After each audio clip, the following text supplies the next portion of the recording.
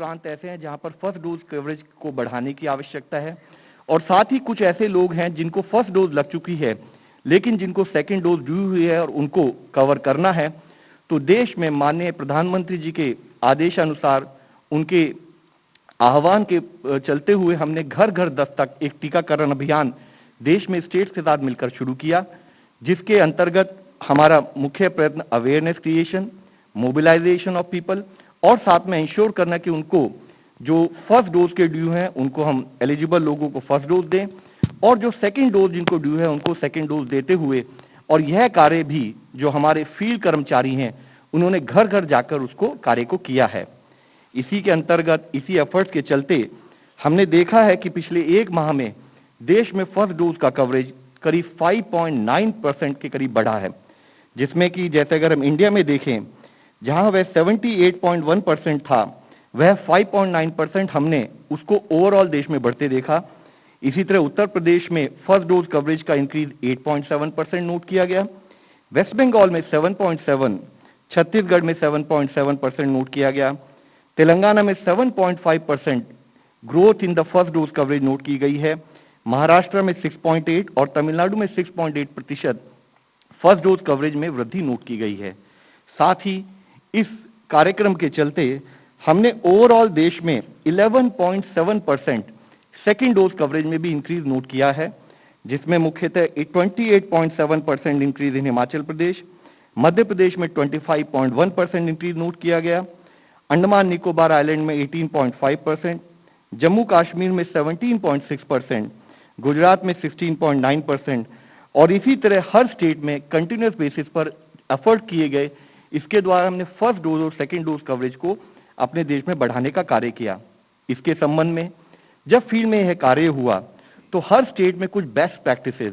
कुछ ऐसे एफर्ट्स किए गए जिसके द्वारा कि हम अपने वैक्सीनेशन के इस कार्यक्रम को बढ़ा सकें। जिस तरह बिहार में एक अधूरा दो से पूरा एक कैंपेन लॉन्च की गई, टीका एक्सप्रेस या टीका वाली नाव, और विमेन डे में इससे संबंधित कैंपेन, योगा डे में इससे संबंधित कैंपेन, इसी तरह से रिफ्यूजल रेस्पॉन्स टीम यानी कि जहां पर किसी कारणवश एक हेजिटेंसी थी उनको ओरिएंट करना, motor bike related vaccination team और साथ ही स्कूल लेवल पर अवेयरनेस जैसे कार्य किए गए। हिमाचल प्रदेश में एक कैंपेन ली गई जिसका नाम दिया गया सुरक्षा के रंग ना होंगे फीके जब समय पर लगेंगे 2 टीके। हरियाणा में इसी तरह बुलावा टोली के द्वारा वैक्सीनेशन टीम के साथ एक विलेज लेवल टीम भी गई जिसने लोगों को मोबिलाइज किया। महाराष्ट्र में इसी तरह कमिटी ऑफ सरपंचेज और जो फील्ड वर्कर्स थे उन्होंने मोबिलाइजेशन का कार्य किया।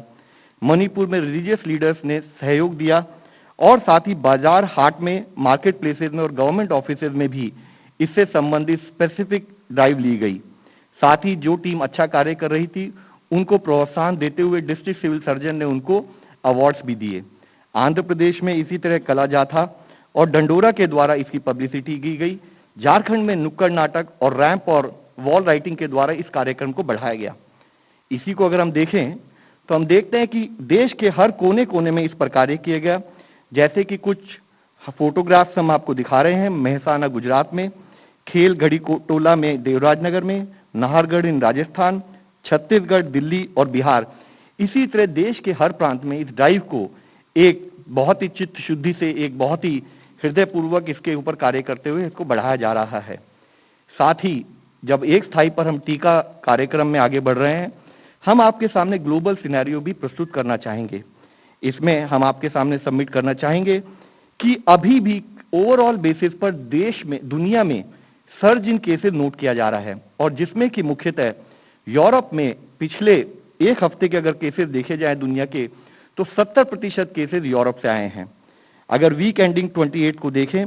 तो करीब 2.75 लाख नए केसेस यूरोप में आए हैं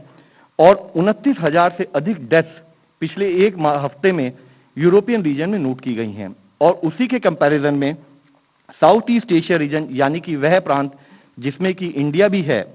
और ऐसे 11 देश आते हैं, तो वहां पर करीब पिछले एक हफ्ते में केवल 1.2 लाख केसेस आए हैं, जो कि पूरे दुनिया के 3.1% केसेस ही हैं। तो हम देखें कि एक स्थाई पर अभी हमारे यहाँ साउथ ईस्ट एशिया रीजन में केसेस में एक कमी नोट की जा रही है। दूसरे स्थाई पर एक इक्वल चैलेंज के रूप में यह हम देखते हैं कि यूरोप में करीब दुनिया के 70% केसेस आ रहे हैं।